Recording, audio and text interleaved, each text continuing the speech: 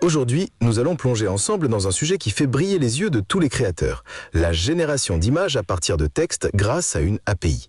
Vous avez bien entendu, vous tapez une phrase, l'IA vous renvoie une image unique créée juste pour vous.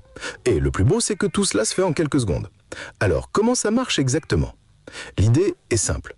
Nous avons d'un côté un outil, une API, capable de transformer du texte descriptif, ce que l'on appelle un prompt, en image.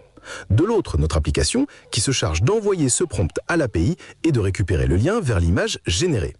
Et enfin, cette image est affichée directement dans une interface web. Imaginez que vous écriviez « un dragon volant au-dessus d'une ville médiévale ». Et hop, l'image apparaît sous vos yeux. C'est un peu comme commander en dessin à un artiste numérique, sauf que l'artiste est un algorithme et qu'il travaille à la vitesse de la lumière. Pour cette démonstration, nous allons utiliser Polynations. Pourquoi Polynations ? Parce que c'est simple, pas de clé, pas d'inscription, juste une URL et le serveur Polynations se charge de vous renvoyer une image générée à la volée. Maintenant, passons à la pratique avec FastAPI.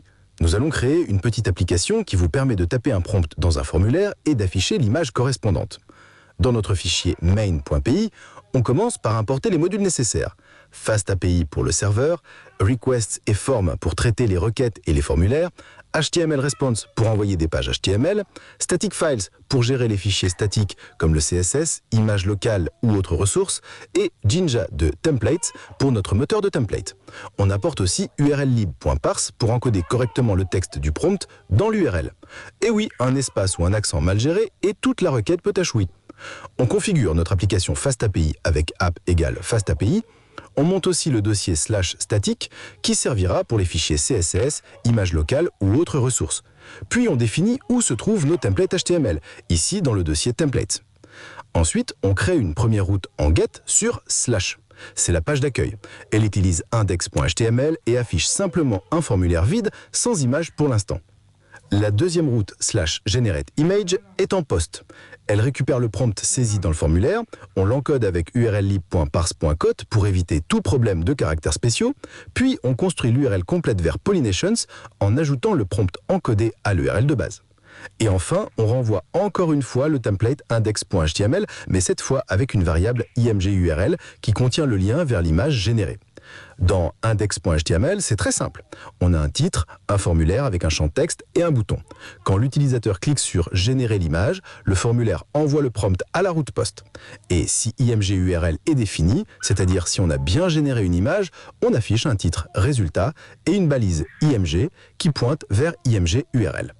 Vous voyez, pas besoin de JavaScript compliqué, pas besoin de lourde configuration, tout est géré par le serveur FastAPI et le moteur de template. Prenons un exemple concret. Je tape dans le formulaire « Une vue au coucher de soleil ». Je clique sur le bouton, FastAPI encode le texte, construit l'URL Polynations, envoie la requête et en retour, j'ai une image spectaculaire de ville flottante dans des tons dorés et orangés. Tout ça en quelques secondes. Et là vous vous dites, mais est-ce que je peux utiliser une autre API que Polynations ? Bien sûr, certaines API offrent un contrôle avancé, style artistique, degré de réalisme, couleur dominante, de quoi vraiment orienter la création selon vos besoins. Et ce type d'intégration ouvre la voie à des projets passionnants, des générateurs d'illustrations pour articles de blog, des créateurs de visuels pour réseaux sociaux, des outils pédagogiques où chaque concept est illustré automatiquement. L'IA visuelle devient alors un véritable assistant créatif. Et la beauté de la chose, c'est que tout commence par un texte, juste quelques mots.